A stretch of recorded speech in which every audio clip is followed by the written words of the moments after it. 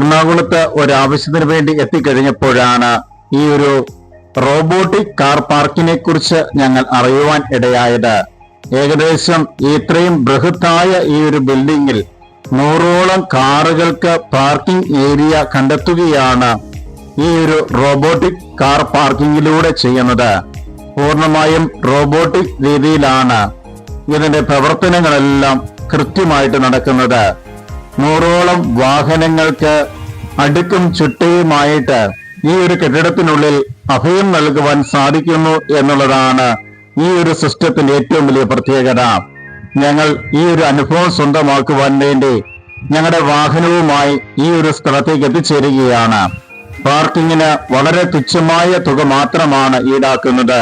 പാർക്കിങ്ങിനായി ഞങ്ങളുടെ കാറുകൾ ഈ ഒരു സിസ്റ്റത്തിലേക്ക് പ്രവേശിച്ചു കഴിഞ്ഞപ്പോൾ തന്നെ ഇത്തരണത്തിൽ മൂവ് ആകുന്ന ഒരു അവസരമാണ് ഉണ്ടാകുന്നത്. ഓട്ടോമാറ്റിക്കായിട്ട് തന്നെ ഈ ഒരു കെട്ടിടത്തിന്റെ അകംഭാഗത്തേക്ക് പ്രവേശിക്കുകയും ഡോറ് അടയുകയും അത് യഥാസ്ഥാനത്തേക്ക് കൊണ്ടുപോയി വെക്കുകയും ചെയ്യുന്ന ഒരു റോബോട്ടിക് സംവിധാനമാണ് ഇവിടെ കാണുവാൻ സാധിക്കുന്നത്. ഞങ്ങൾക്ക് ശേഷം മറ്റൊരു കാറും ഇതുപോലെ തന്നെ പ്രവർത്തിപ്പിക്കുന്നത് ഞാൻ എന്റെ വീഡിയോയിൽ പകർത്തുകയാണ്. ബഹുനില കെട്ടിടമാണ്. ഏകദേശം 9 നിലയോളമുണ്ട്. 100ഓളം കാറുകൾക്കാണ് ഇവിടെ പാർക്കിംഗ് സൗകര്യമുള്ളത്. പാർക്ക് ചെയ്ത് കഴിയുമ്പോൾ ഈ ഒരു കാർഡാണ് നമുക്ക് നൽകുന്നത്.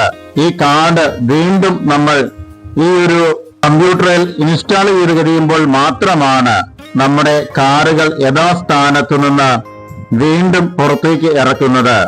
അത്രമാത്രം സിസ്റ്റമാറ്റിക് ആയിട്ടാണ് ഇതിന്റെ പ്രവർത്തനങ്ങളെല്ലാം നടക്കുന്നത്.